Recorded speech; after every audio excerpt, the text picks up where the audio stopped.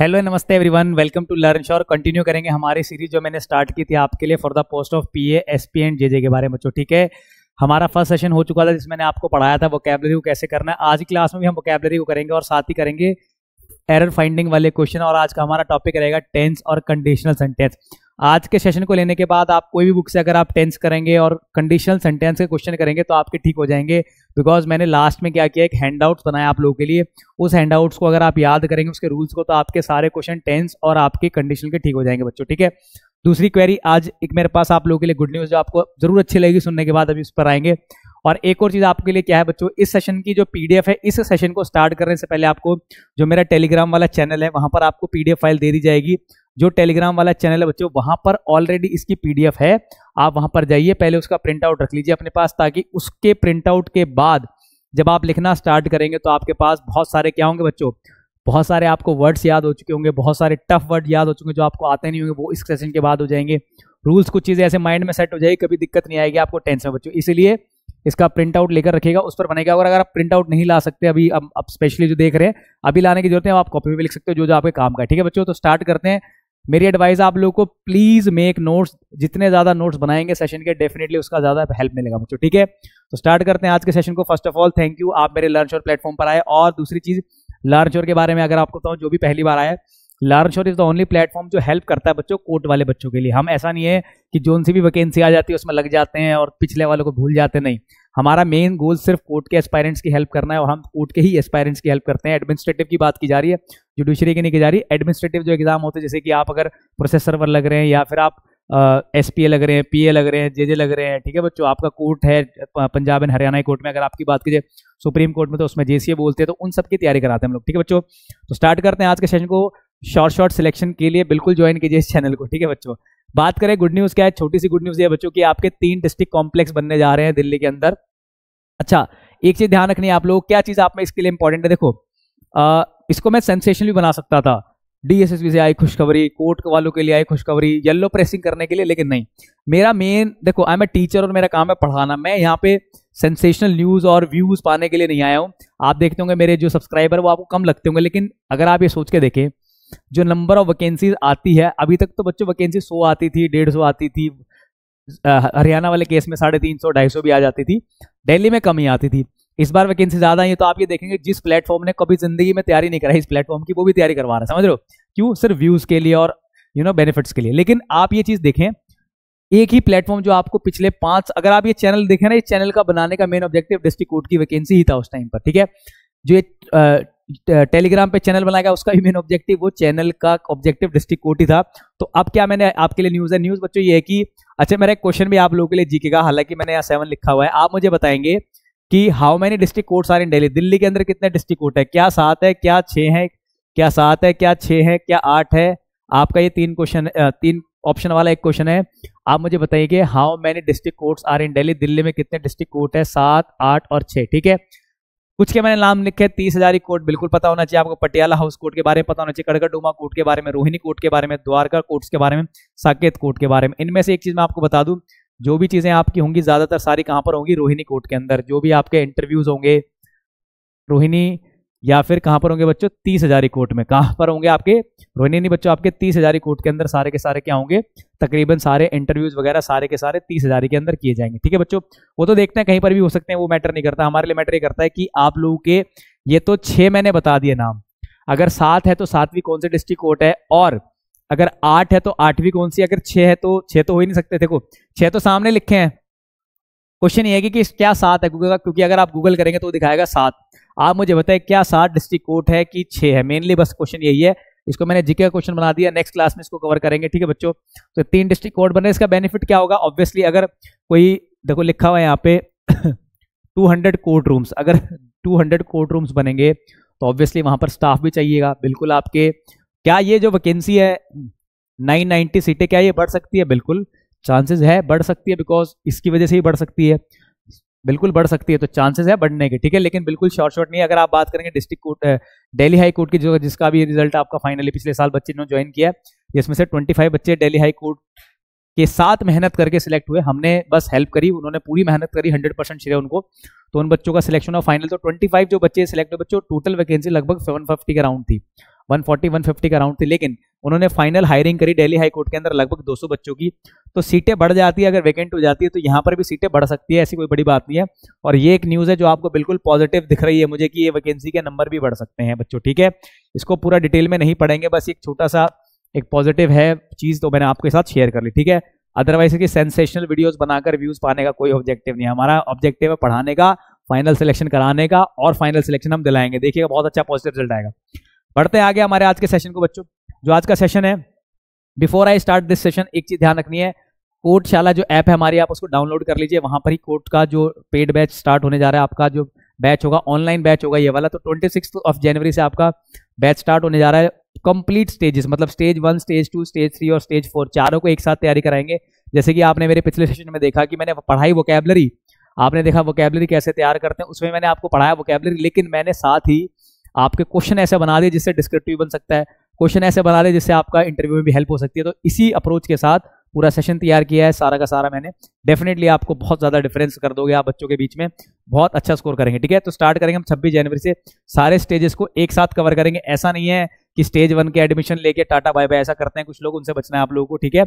हमें सभी स्टेजेस को एक साथ लेके चलना है, पूरे के पूरे स्टेजेस को 26 जनवरी से स्टार्ट होगा। डाउनलोड कर लीजिए कोर्टशाला ऐप, डेफिनेटली आप भीड़ से बहुत अच्छा परफॉर्म करेंगे। दूसरा, टेलीग्राम चैनल पे सब्सक्राइब कर लीजिए, बिकॉज जो भी अपडेट आएगा, लेटेस्ट अपडेट हर चीज का वहां मिलता है। अभी अगर आप जाके देखें तो 2019-20 में बनाया गया था, दिल्ली डिस्ट्रिक्ट कोर्ट की वैकेंसी के टाइम पे लगभग 2000 अराउंड बच्चे उसमें है, लेकिन ये 2000 बच्चे ये आप लोगों को कंपटीशन देंगे, बिकॉज ये वो ग्रुप है जो 3 से 4 साल से बच्चे इसका वेट कर रहे हैं, वो वाले बच्चे सब वहीं पर है, तो आपको उनके साथ कॉम्पीट करना है, ध्यान रखिएगा, ठीक है।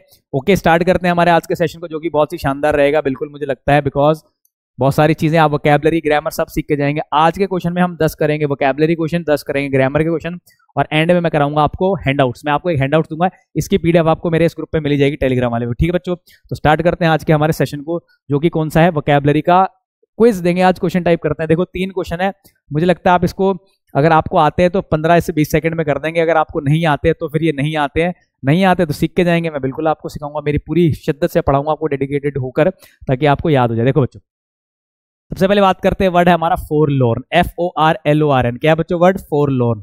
अगर बात करें फोरलोर्न की, आप में से जरूर ये वर्ड पढ़ा होगा, अगर आप पढ़ चुके हैं पहले, थोड़ी बहुत तैयारी की है तो डेफिनेटली आपको आता होगा, लेकिन नहीं आता तो don't worry, learn sure is here, have no fear, ठीक है, have no fear, we are here, ठीक है। तो स्टार्ट करते हैं सेशन, दैट इज फोरलोर्न। अगर बात करें फोरलोर्न की, देखो मैं पूरे सब एक एक वर्ड पढ़ाऊंगा, मैं एक एक वर्ड का मीनिंग समझाऊंगा, पार्ट ऑफ स्पीच भी फोकस कराऊंगा, सेंटेंस भी बना दूंगा बीच में, ताकि आप लोग की जो अप्रोच है, आप ये देखेंगे कि आपने पहले कहीं पढ़ा है तो उसमें क्या डिफरेंस है। दूसरा, वो ट्रेडिशनल अप्रोच है ना कि सब कुछ बोर्ड पे लिखा है, कॉपी पेस्ट आंसर वंसर सब लिखा है, वैसे नहीं पढ़ाएंगे। इवन ये वाला सेशन भी होगा ना, ये वाले सेशन आपने देखे होंगे, लेकिन वो एक पेज पे एक सेशन रखते हैं, एक 4 ऑप्शन, जो सा ठीक है बस खत्म, नहीं, हमें सबको करना है, और जितना ज्यादा हमें इनसे आउटपुट मिल जाए उस तरीके से पढ़ना है, ठीक है। इसकी पीडीएफ अगर आपके पास है तो सारे आंसर साथ साथ लिख लोगे, और अगर पीडीएफ नहीं है तो कॉपी में लिख लो। तो बच्चे स्टार्ट करते हैं आज के सेशन को। देखो सबसे पहला वर्ड है हमारा फोरलोर्न। देखो आंसर क्या है बताओ जरा, पहले मैं इसका आंसर बताऊंगा, फिर सब वर्ड को डिस्कस करूंगा। फोरलोर्न का मतलब होता है बच्चों, सबसे ज्यादा मतलब क्या होता है इसका, दुखी होता है। क्या होता है? सैड। अगर आप सैड है, दुखी है, तो आंसर पहला ऑप्शन है फ्लैबरगेस्टेड, दूसरा है ग्लूमी, तीसरा है फैलेशियस, अगला है जेंटल। आंसर क्या होगा इसका? ग्लूमी। तो मैं पहले सबसे पहले तो आंसर बता दूंगा, जो सिर्फ आंसर का वेट कर रहे हैं।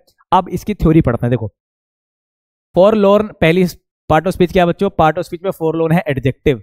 एडजेक्टिव है तो किसी पर्सन और नाउन के लिए यूज करोगे। क्या? शी इज फोरलोर्न, मतलब वो बहुत ज्यादा दुखी है, अपने आप को उसने आइसोलेट कर लिया है, अलग कर लिया है, दुखी है, दैट इज फोरलोर्न। अगर ये फोरलोर्न एडजेक्टिव है तो क्या इसका एडवर्ब बनेगा? बिल्कुल बनेगा बच्चों, फोरलोर्नली, FORLORNLY, फोरलोर्नी। क्या इसका नाउन बन सकता है? यस, फोरलोर्ननेस, फोरलोर्ननेस। तो फोरलोर्ननेस और आपका फोरलोर्न, और ये बन गया हमारा सैड वाला वर्ड, ठीक है। अब ये मैंने आपको पार्ट ऑफ स्पीच समझा दी, बिकॉज आपके एग्जाम में डिस्क्रिप्टिव में ये भी आ सकता है, आपको फोरलोर्न दे दिया जाए और आपसे पूछा जाए इसके नाउन फॉर्म लिख के दिखाओ, तो वही बच्चा लिख पाएगा जिसको आइडिया होगा नाउन फॉर्म का, लेकिन आपको आइडिया हो गया आज, ठीक है। देखो तो आंसर हो गया हमारा। अब देखो फ्लैबरगेस्टेड का मतलब क्या होता है बच्चों? चौंक जाना। क्या होता है? शॉक्ड, सरप्राइज्ड, ये हो गया हमारा। अगर बात करें फैलेशियस का, फैलेशियस का मतलब होता है कोई कमी होना, तो कोई कमी होना, दैट इज फैलेशियस। नेक्स्ट वर्ड जो है हमारा वो है जेंटल। जेंटल का मतलब होता है बच्चों बहुत ही ज्यादा, जो कैसा है बच्चों आपका? जेंटल नेचर का है, बहुत ही सोफिस्टिकेटेड है, दैट इज जेंटल। फैलेशियस कोई कमी होना, खराबी होना, दैट इज फैलेशियस, ठीक है। अब इस वर्ड को देखो मैं कैसे कैसे आपको पढ़ाऊंगा। फॉरलोन के आपने मीनिंग देख ली। अब इसके बाद करते हैं हम लोग सिनोनिम्स की। क्या लिखते हैं? सिनोनिम्स। बहुत सारे सिनोनिम्स होंगे, हम सब सिनोनिम्स को पढ़ेंगे एक एक करके बच्चों, ठीक है। अब देखो एग्जाम वाले जो वर्ड है वो लिखवा देता हूं पहले, क्या क्या वर्ड टफ बन सकते हैं। देखो अगर बात करें सिनोनिम्स की, तो सिनोनिम्स में क्या क्या बच्चे आ सकते हैं। देखो दुखी के लिए कुछ वर्ड सिखाते हैं पहले आपको बेसिक। एक वर्ड आपने सुना होगा डिजेक्टेड, सिंपल वर्ड है कोई बात नहीं, ठीक है। लेवल बढ़ाते तो एक वर्ड होता है बच्चों मेलनकली। एसएससी में बहुत वर्ड आता था पहले ये मेलनकली। आप मुझे बता सकते हैं मेलनकली नाउन है कि एडजेक्टिव है? आपका होमवर्क है, मुझे बताएं मेलनकली होमवर्क क्या है, कमेंट बॉक्स में लिखिए अभी। मेलनकली नाउन है कि एडजेक्टिव है कि वर्ब है कि एडवर्ब, ठीक है। और आजकल एक वर्ड एग्जाम में रिपीटेडली पूछा जा रहा है, दैट इज लुगुब्रियस। क्या है वर्ड बच्चों? लुगुब्रियस। एक वर्ड है आप लोगों का दुखी के लिए, कौन सा वर्ड होता है बच्चों दुखी के लिए? एक वर्ड और लिखेंगे तो वोबगोन। ये सीडीएस में पूछा गया वोबगोन, ठीक है बेटे। चलो वोबगोन, एक तो छोटे बच्चे घूम रहे हैं। अगर बात करें वोबगोन की तो वोबगोन होता है दुखी, वो भी WOE आ गया तो उसका मतलब भी दुखी होता है। मेलनकली एग्जाम में आ सकता है, लुगुब्रियस आ सकता है, वोबगोन आ सकता है। और क्या आ सकता है बच्चों दुखी के लिए? सैटर्नाइन।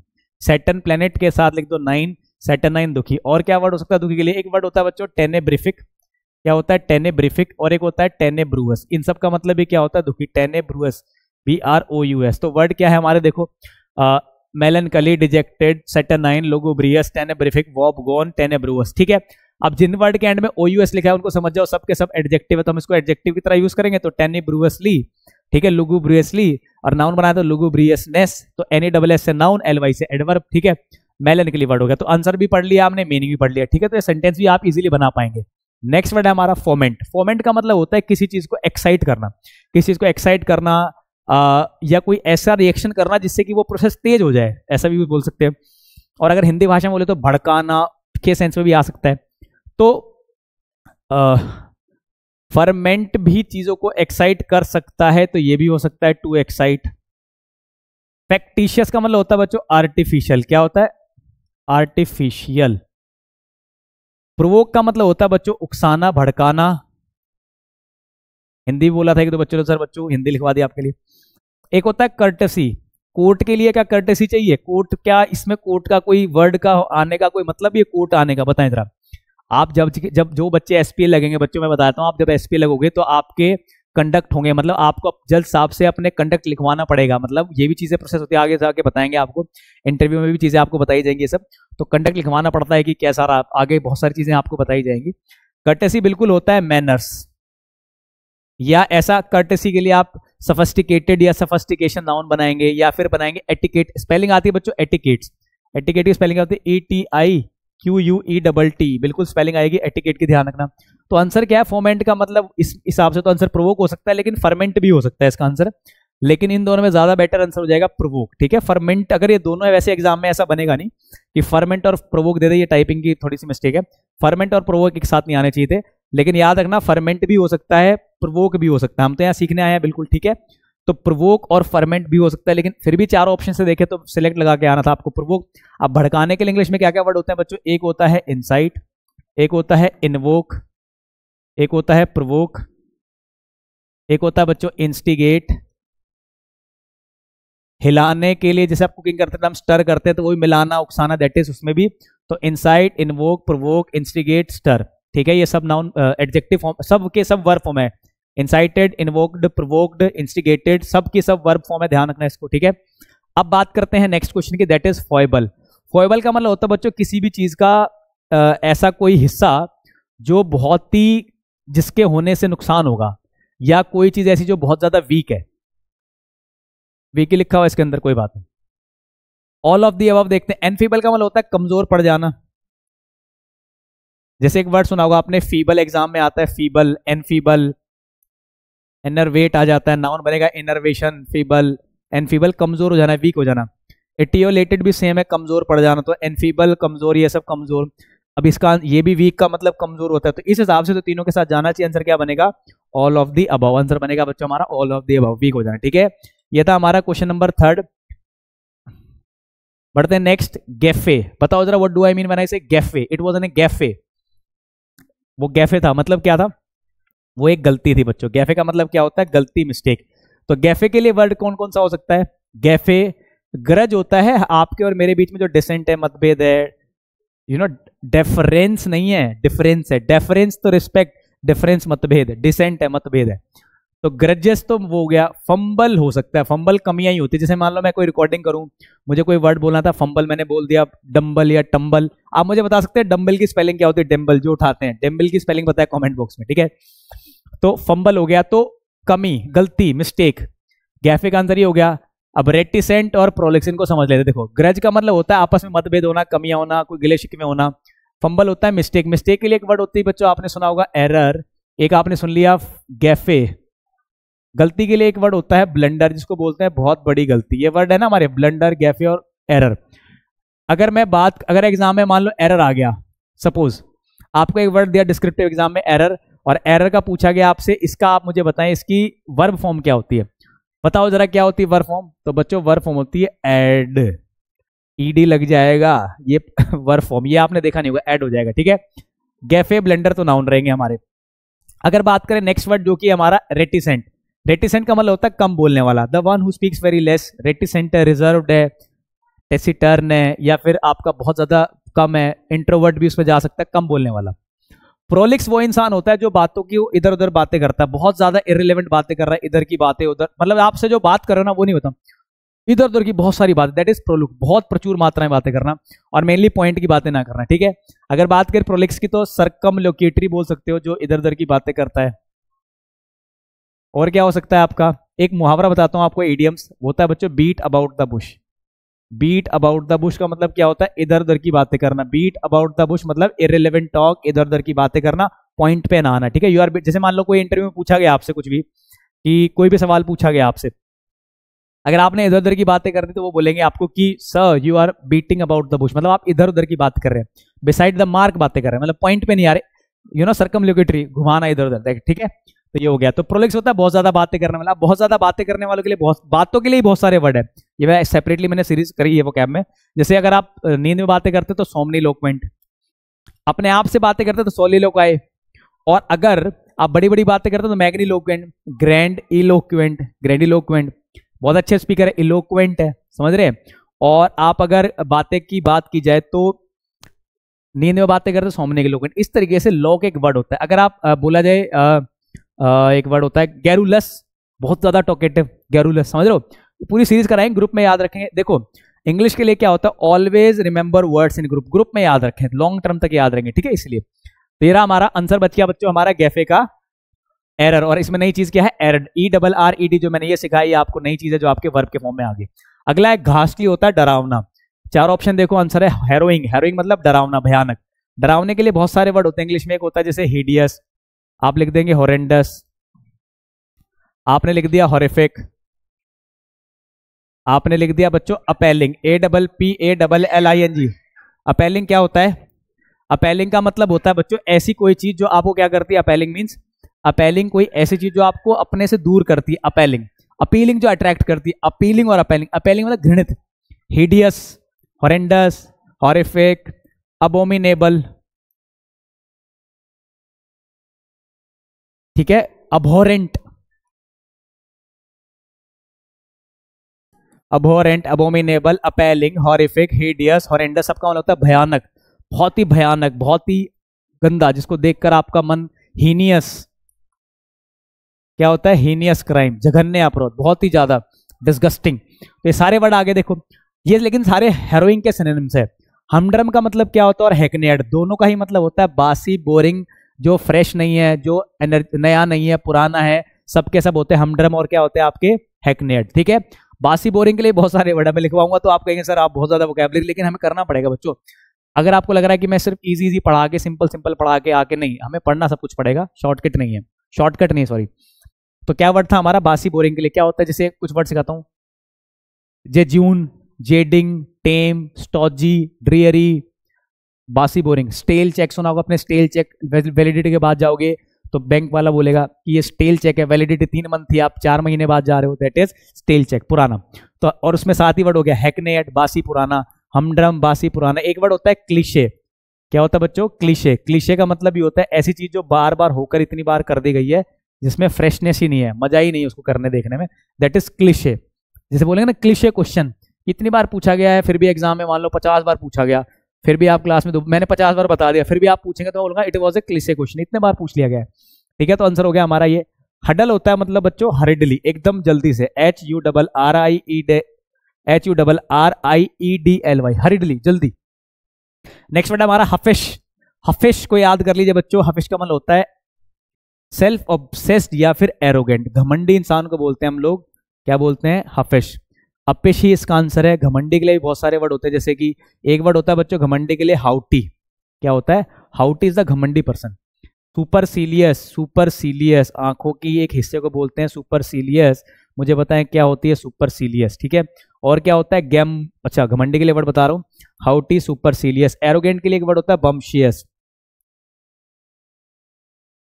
और क्या होता है आप लोगों का, एरोगेंट हो गया। अच्छा कुछ याद करते हो, याद करने वाले वर्ड क्या है, एक वर्ड याद करो लॉफ्टी, एक याद कर लो टॉप लॉफ्टी, ऊंचे वाले। अपिश लिखा है ना, एक और लिख देता हूं मैं यहाँ पे, अपिटी, UPPITY, अपिटी, लॉफ्टी, टॉप लॉफ्टी, सुपरसीलियस, हाउटी, बम्शियस। पोम्पस होता है जो शॉफ करता है, घमंड में भी रहता है और दिखाता भी है। पोम्पस नेचर मतलब पैसा भी दिखा रहा है, दैट पोम्पस। ठीक है, तो ये वर्ड है। ग्रिम का मतलब होता है थोड़ा सा गंभीर, थोड़ा सीरियस, थोड़ा सा अच्छा भी नहीं लगता, दैट इज ग्रीम, तो ये इस सेंस में भी जा सकता है ग्रिम। गैम्बोल होता है वॉक, और एम्पेरियम होता है शाही, एम्पेरियल। ठीक है, ठीक है, तो ये था वर्ड हमारे क्वेश्चन नंबर 6, इसको रब करते हैं और बढ़ते हैं आगे। 3 क्वेश्चन है बच्चों। नेक्स्ट वर्ड है हमारा ईयर। बताएं ईयर का सिनोनिम्स क्या होगा आपके हिसाब से, हीड होगा, एंथ्रेलिंग होगा, एंटाइसिंग होगा, या हॉक्स होगा। देखो बच्चों ईयर का मतलब व्हाट, मतलब ईयर क्या हो सकता है, अलर्ट, अवेयर, अटेंशन, क्या मतलब हुआ इसका, ईयर वर्ड है आंसर है बच्चों इसका हीड। क्या है बच्चों, हीड। ठीक है, हीड जो है हमारा, हीड जो है बच्चों हमारा, हीड की बात अगर हम करें, अगर हम हीड की बात करें तो हीड जो है बच्चों इसका मतलब होता है अटेंशन। क्या होता है, अटेंशन। एडजेक्टिव क्या बनेगा, अटेंटिव। ठीक है, तो अगर मैं आपको बोलूँ, आप मुझे मेरी क्लास में और अगर आप ध्यान नहीं दे रहे, बोलूंगा सर या जो भी नहीं, you are not paying attention बोल सकते हैं इजी में, you are not paying heed, heed. ठीक है, और अगर कोई इंसान बहुत ज्यादा चीजों पर ध्यान देता, आप उसको क्या बोलोगे, एडजेक्टिव, यू आर हीडफुल पर्सन। और ध्यान नहीं देता, यू आर हीडलेस पर्सन। समझ रहे हो, getting my point. I hope you have understood the value of part of speech. क्योंकि अगर एडजेक्टिव सिर्फ आपको हीड का मतलब पता है टेंशन, लेकिन आपको किसी पर्सन को बोलना है तो हीड तो एडजेक्टिव होता है, या फिर हीड तो सॉरी नाउन होता है, या फिर हीड वर्ब की तरह जा सकता है, लेकिन एडजेक्टिव तो नहीं होता। तो एडजेक्टिव बनता कैसे वो पता होना चाहिए। तो एडजेक्टिव बनता है बच्चों FUL, हीडफुल, हीडलेस। ठीक है, तो अटेंशन, ठीक है, अलर्ट, अवेयर, कॉन्शियस, ये वर्ड बन जाएंगे। अगर बहुत ही ऐसा बंदा है या ऐसा पर्सन है जो हर चीज को बारीकी पे ध्यान देता है, that is meticulous. Meticulous is the person जो हर चीज पे फोकस, मतलब छोटी से छोटी बारीकी को पकड़ लेगा, that is meticulous. You can not hide mistakes from meticulous teacher. ठीक है, नेक्स्ट है आपका एंथ्रेलिंग, मतलब एकदम शानदार, फैसिनेटिंग, मजेदार। नेक्स्ट है एंटाइसिंग, जो एंटाइस करे, आपको अट्रैक्ट करे, एंटाइस करना। ठीक है, जैसे alluring offer, it was an alluring offer, वो एक बहुत आकर्षित करने वाला ऑफर था। ठीक है, अट्रैक्ट करना, जैसे हाँ किसी को फंसाने के लिए भी तो अट्रैक्ट किया जाता है, जैसे चारा डालना, उसके लिए क्या वर्ड होता है, बेट। अगर एक्चुअली की चारे की बात करेंगे ना, जो एक्चुअल चारा होता है उसको बोलते हैं फॉडर, लेकिन अगर इसके सेंस में यूज करना है तो बेट। ठीक है, और क्या हो सकता है, अट्रैक्ट करने के लिए एल्यूर होता है, एल्यूरिंग ऑफर, एल्यूर करना, अट्रैक्ट करना। बिगाइल करना भी इस सेंस में आ सकता है, बिगाइल करना मतलब ट्रिक करना। तो अगर एक क्वेश्चन बनाया जाए sentence, you can not beguile me, आप अपने दोस्त को बोला यू कैन नॉट बिगाइल, मतलब आप मुझे बेवकूफ नहीं बना सकते, मतलब मुझे ट्रिक नहीं कर सकते, बिगाइल। ठीक है, मेरा क्वेश्चन है यू कैन नॉट बिगाइल मी, तो वर्ब बन गया, मुझे आप लोग इसका नाउन फॉर्म बना के दिखाएंगे। ठीक है, नेक्स्ट है हॉक्स, कंफ्यूजिंग, बिल्कुल इसके तो शायद आगे आएगा तो उसमें करा दूंगा सारे। हॉक्स मतलब कंफ्यूजिंग। देखो नेक्स्ट वर्ड है हमारा हिस्टीरिया, एक्सेसिव इमोशन। क्या लिखा हुआ है आपका, एक्सेसिव इमोशन, एक्सेसिव जो है, अच्छा सब में एक्सेसिव है, एक्सेस, हाँ बिल्कुल बिल्कुल। हिस्टीरिया का मतलब होता है एक्सेसिव इमोशन, जैसे क्रिकेट मैच होता है, फाइनल मैच के अंदर ऑस्ट्रेलिया इंडिया में हिस्टीरिया था, बिल्कुल हिस्टीरिया था।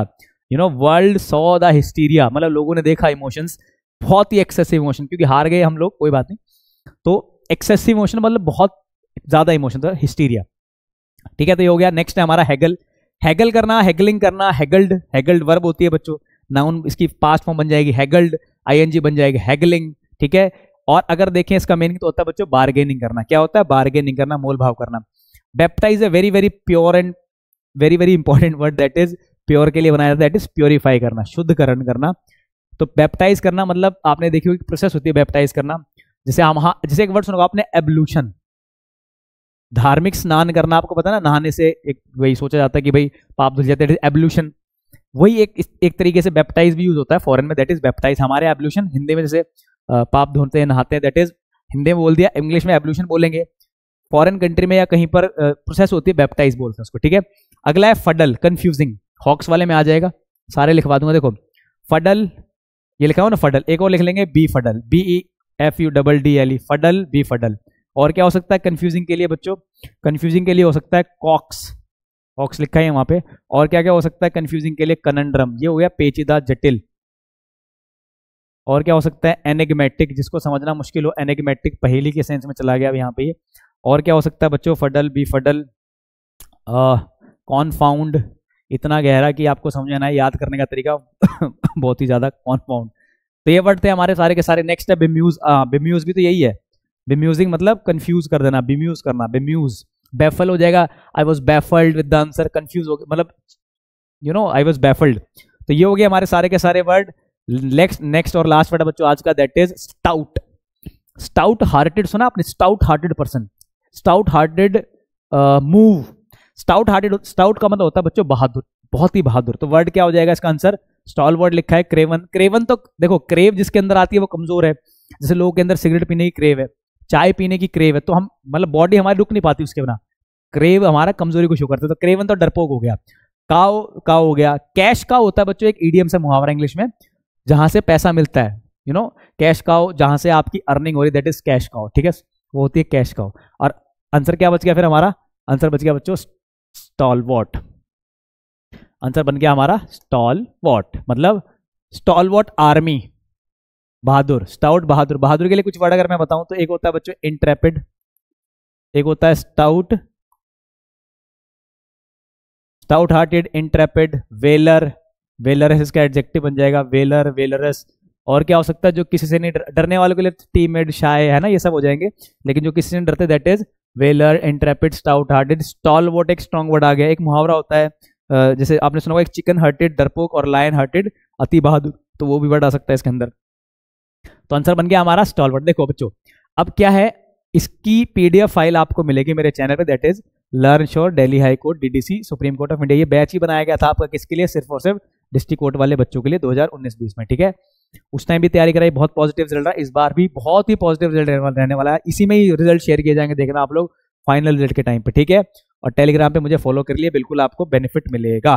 बाकी आप क्लास भी देख रहे हैं, तो जैसा पढ़ाया जा रहा है इसी तरीके से, इसी जोश के साथ, इसी मेहनत के साथ, इसी डेडिकेशन के साथ वहां भी पढ़ाया जाएगा, जो कि स्टार्ट हो रहा है आपका 26 जनवरी से, ठीक है। तो अच्छा, अब थोड़ा सा वोकैब बहुत हो गया, 2 क्लास में वोकैब काफी करा दिया मैंने। आप मुझे बताएं इसका मतलब कि क्या होगा, बताएं बच्चों। आप लोग मुझे बताएं, 2 क्वेश्चन है, आप लोग इसमें टाइम लीजिए। I am giving you 10 second, because ये 10 सेकंड में हो जाएगा अगर कर पा रहे हैं। नहीं कर पा रहे तो फिर रिपीट बार बार पढ़ने से आ सकता है, करेगा जरा यार, चेक करें।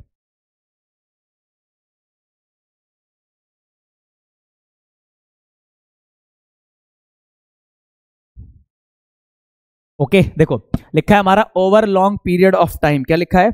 Over long periods of time layers of sediments builds up to a height of a few kilometre. यही पढ़ाऊंगा मैं आपको एडजेक्ट में, few, a few, the few क्या होता है, सब कुछ डिटेल में पढ़ेंगे, एक एक चीज को, एक एक पॉइंट को। बताएं जरा आंसर ABCD में कमेंट बॉक्स में बताइए क्या आंसर है। देखो बच्चों मैं कराता हूँ। देखो सबसे पहले जब भी इंग्लिश में एरर निकालो, सबसे पहले देखो सब्जेक्ट क्या दे रखा है, और सब्जेक्ट को देकर देखे कि वर्ब क्या है। मतलब अगर मेरी सब्जेक्ट सिंगुलर है तो मेरी वर्ब भी आएगी सिंगुलर, अगर मेरा सब्जेक्ट प्लूरल है तो मेरी वर्ब भी क्या आएगी? प्लूरल। बेसिक सा कॉन्सेप्ट है। अगर मैं इसको प्रोनाउन जोड़ना चाहूँ आगे, तो प्रोनाउन भी डिपेंड करता है, अगर प्लूरल सब्जेक्ट है तो ये चेन ऐसे चलती है पूरी की पूरी, ठीक है। इसी पे ही बेस्ड आप लोग देखना, बहुत सारे बच्चे गलतियां करते हैं, जैसे कि इसमें गलती की होगी आप लोगों ने। देखो लिखा है over long periods of a time, बहुत लंबे टाइम में क्या होता है, मतलब कुछ टाइम में। लेयर्स, ये हमारा सब्जेक्ट है, लेयर्स ऑफ सेडिमेंट, सेडिमेंट्स की लेयर, सब्जेक्ट है लेयर्स। और इंग्लिश में ऑफ की जगह क्या यूज किया जा सकता है? अपोस्ट्रोफे, पता है ना आप लोगों को, अपोस्ट्रोफे यूज होता है। तो लेयर्स ऑफ सेडिमेंट्स, यहाँ लिखा हुआ है बिल्ड्स अप, हो जाती है, यहाँ पे लिखा हुआ V1, बिल्कुल ये एक फैक्ट है, इंग्लिश में एक फैक्ट बात है, ये फैक्ट है ना। बहुत सारे टाइम के बाद क्या होता है, जो सेडिमेंट्स होते हैं वो एक ऊंचाई, हाइट बढ़ा देते हैं, ठीक है। तो ये बात फैक्ट है, और फैक्ट में वर्ब की फर्स्ट फॉर्म आपने पढ़ा होगा इंग्लिश में, अगर टेंस पढ़ा है। कभी भी कोई फैक्ट हो, साइंटिफिक फैक्ट हो, यूनिवर्सल ट्रूथ हो, या आपका रूटीन हो, रेगुलर हैबिट हो, कोई हिस्टोरिकल इवेंट, जो बहुत बड़ा इवेंट अभी बात करेंगे टेंस पढ़ाऊंगा जब। इसके अलावा कोई आपका फ्रीक्वेंसी वाले वर्ड होते हैं जैसे कि रेगुलरली, डेली, ऑलवेज, नेवर, तब भी V1 लगता है। तो V1 लगने का रीजन है, V1 तो ठीक है, पास तो नहीं आएगा। लेकिन प्रॉब्लम यह है कि जो वर्ब है ना बिल्ड्स, ये वर्ब्स बच्चों कैसी है मेरी, सिंगुलर। कैसे पता चला मुझे, देखो कोई भी वर्ब दुनिया की अगर प्रेजेंट टेंस में है, अगर कोई भी दुनिया की वर्ब अगर प्रेजेंट टेंस में है, याद कर लेना, अगर उसके एंड में एस है तो वो सिर्फ क्या है, सिंगुलर। और अगर एस नहीं है तो वो क्या है, सिर्फ प्लूरल। अब आप कहेंगे सर ये तो हमें आता है, लेकिन आना और अप्लाई करना, एप्लीकेशन के टाइम पे आपको देखना कि क्या आप आंसर कर पा रहे हैं। जैसे इस क्वेश्चन में जो बच्चा इस चीज को समझता है ना प्रैक्टिकली, वो कर देगा। जिसको नहीं समझ में आएगा वो पढ़ता ही रह रहा होगा बार बार। ठीक है, हमें हर तरह के हर बच्चे को बीट करना है। ठीक है, तो आंसर क्या होगा इसका, बिल्ड्स अप नहीं आएगा, बिकॉज एस लगा हुआ, ये सिंगुलर है। ये लेयर्स प्लूरल है, नाउन में एस लगने से प्लूरल, वर्ब में एस लगने से सिंगुलर, तो गलत हो गया, लेयर्स नहीं होगा। लेयर होता तो ठीक हो जाता ये, लेकिन फिर बात गलत हो जाती, लेयर्स की बात कर पाते। तो आंसर क्या होगा इसका, पार्ट बी पार्ट में एरर बच्चों, आंसर आएगा इसका बिल्ड अप। हमें इसको लिखना पड़ेगा प्लूरल, बिल्ड अप। अगला क्वेश्चन है, has Nancy been living in Chennai for past years, for past 19 years. क्या नैन्सी रह रही है चेन्नई में पिछले 19 सालों से। देखो बच्चों, कभी भी अगर पास्ट आ जाए या लास्ट आ जाए, ठीक है, पास्ट और लास्ट, और उसके साथ सिंस फॉर जोड़ना। अगर आपने फॉर जोड़ दिया ना बच्चों, मान लो, सॉरी पीछे जुड़ेगा, फॉर जोड़ दिया आपने, फॉर मान लो लिख दिया मैंने 20 ईयर्स, 20 साल से। ठीक है, पिछले 20 साल से। देखो मैं आपको 2 घंटे से पढ़ा हूं तो I have been teaching you for 2 hours, लेकिन मैं बोलूंगी आपको मैं पिछले 2 घंटे से पढ़ा रहा हूं, तो मैं नहीं बोल सकता I have been teaching you for 2 hours, मैं बोलूंगा I have been teaching for, I have been teaching all of you for past 20 years, past 20 minute नहीं, पास्ट 2 आवर्स नहीं, पास्ट 20 नहीं, क्या लिखना पड़ेगा, फॉर द, आर्टिकल दा भी देना पड़ता, फॉर द पास्ट, तो यहाँ पे आएगा फॉर द पास्ट, पिछले 19 सालों से। ठीक है बच्चों, तो ये आंसर रहा हमारा क्वेश्चन नंबर 2।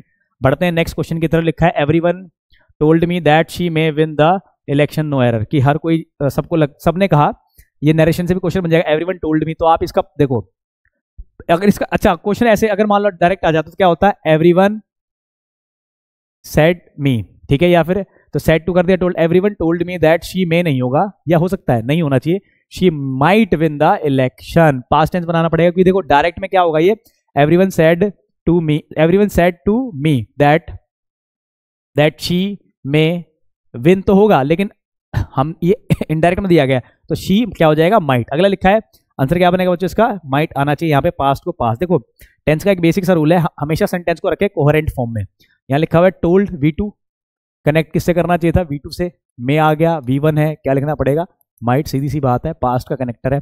अगर लिखा है, I will have transferred all the money before she arrived, उसके आने से पहले, कहां पर, ऑफिस आने से पहले मैं सारे पैसे क्या कर चुका हूँ, भेज चुका हूँ।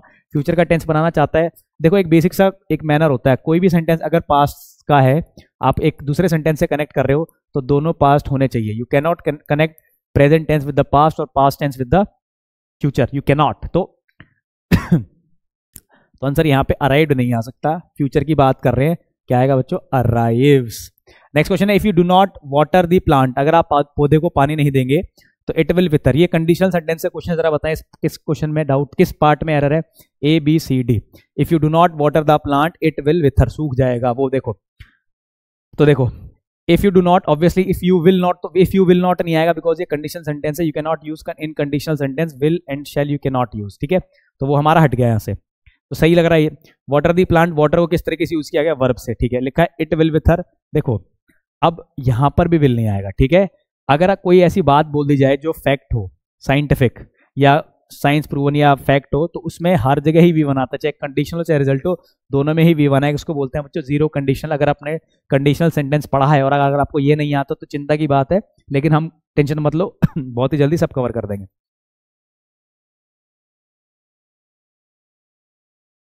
नेक्स्ट क्वेश्चन है, what will you do if you saw a tiger. फिर से वही क्वेश्चन बन गया, विल लगा रखा है, विल क्या शो करता है आपको, फ्यूचर टेंस, कंडीशनल सेंटेंस बन रहा है हमारा फ्यूचर टेंस का। अगर विल है, यू कैन नॉट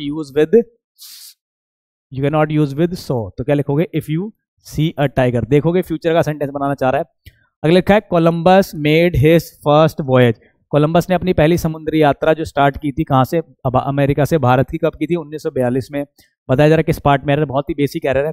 ईयर जो होता है ना बच्चों, ईयर के साथ ऑन नहीं आता, क्या आता है, इन। एग्जाम में या तो सिंस दे देगा तब भी आपको लगेगा ठीक है, लेकिन सिंस भी नहीं आ सकता, सिंस और फॉर लगता है परफेक्ट केस में, हैज हैव V3 के साथ या has have been had been के साथ, ठीक है बच्चों।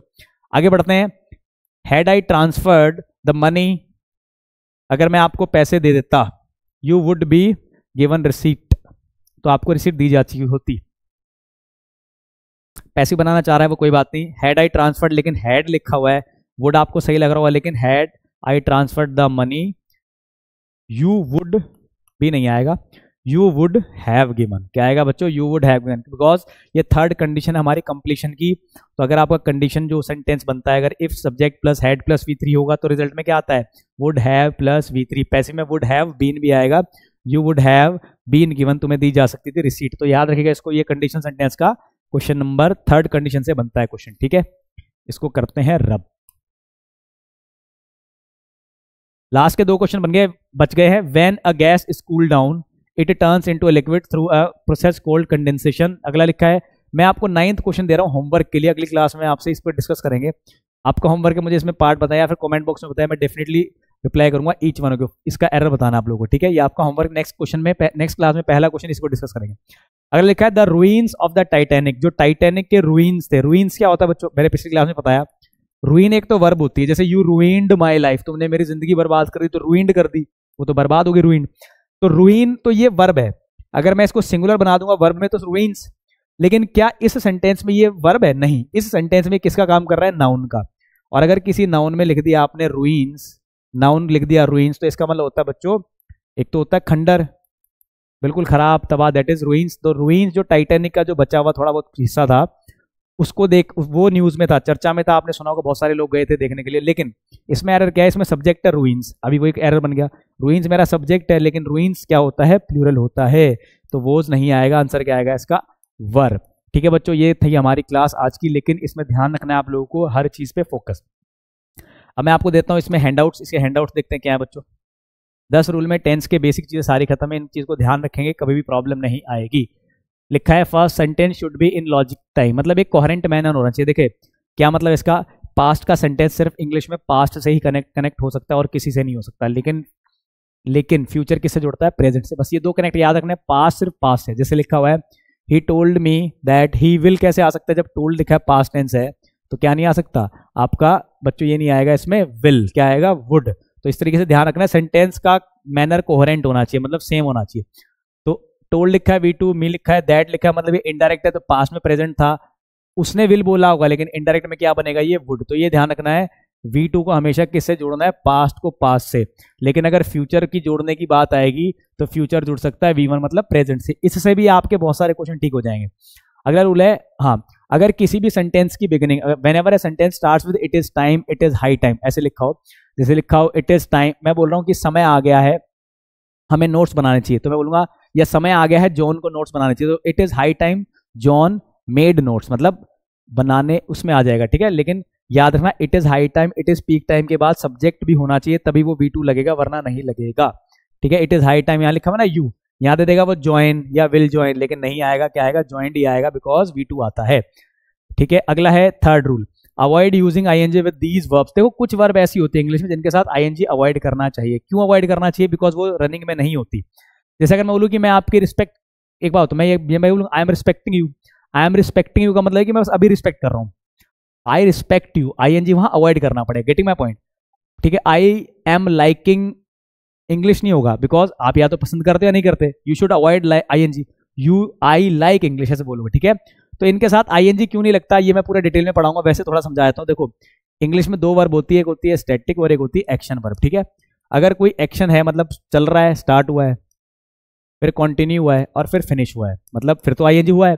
जैसे मैं पढ़ा रहा हूँ तो टीच एक वर्ब है, ING लग जाए बिकॉज मैंने स्टार्ट किया, कंटिन्यू किया और खत्म किया। लेकिन अगर स्टैटिक वर्ब है, जैसे मैं आप पे विश्वास करता हूँ, तो वो तो है ना, हमेशा रहेगा। ऐसा तो नहीं है कि आई एम ट्रस्टिंग यू, आप यहां से निकलेंगे तो ट्रस्ट टूट जाएगा, नहीं, तो ट्रस्ट के साथ भी ING नहीं आएगा फिर तो आप ट्रस्टिंग नहीं लिख सकते। इसी तरीके से वर्ड है, अब क्योंकि जैसे नोटिस करते हो, जैसा या कोई दिखता आपको इनोसेंट है, जैसे ही अपीयर्स इनोसेंट, तो आप ये नहीं बोल सकते ही इज अपीयरिंग इनोसेंट, तो वो तो अगर आपको अपीयर अच्छा लग रहा है तो हमेशा इनोसेंट ही दिखेगा। तो इन वर्ब के साथ आपको ING अवॉइड करना चाहिए। Recognise, seeing, hear, smell, appear, seem, want, wishing, desire, seem, dislike, ये सारी वर्ब ऐसी जिनके साथ हमें ING अवॉइड करना है, ठीक है।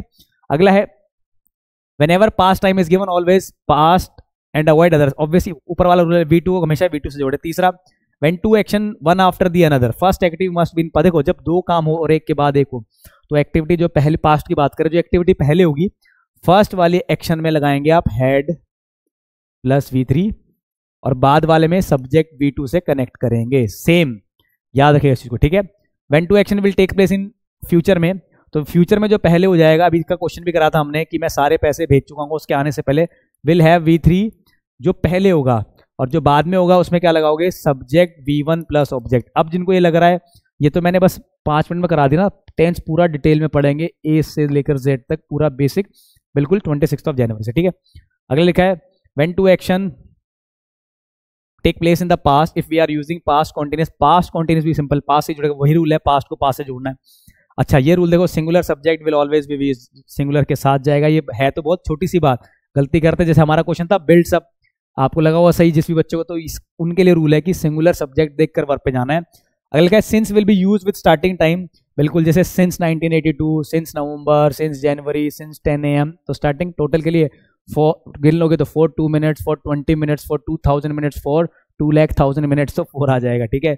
लास्ट रूल है जनरली, हाँ जनरली क्या होता है, सिंस और फॉर आप सिर्फ यूज करते हैं परफेक्ट और परफेक्ट कॉन्टिन्यूअस टेंस में, ध्यान रखना इज MR के साथ, वॉज वर्ब वाले केसेस के साथ आप सिंस फॉर यूज नहीं करते। और एक और रूल, अगर लास्ट और पास्ट लिखा है, अगर लास्ट और पास्ट लिखा है तो उनके साथ दा भी लगाना पड़ता है, ठीक है बच्चों। तो ये हैंड आउट से आपको इसके पूरी शीट मिल जाएगी, आपको कहाँ पर, ये पूरी शीट आपको मिल जाएगी मेरे टेलीग्राम वाले चैनल पर, ठीक है। मोर देन 2000 बच्चे वहाँ पे बिल्कुल हुए नहीं, 1900 शायद कुछ है, 2000 हो जाएंगे अभी, ठीक है बच्चों। तो बिल्कुल शॉर्ट सिलेक्शन के लिए जुड़े लर्न शॉर्ट से, we will definitely going to make your journey complete and successful. For any update join our channel, thank you so much.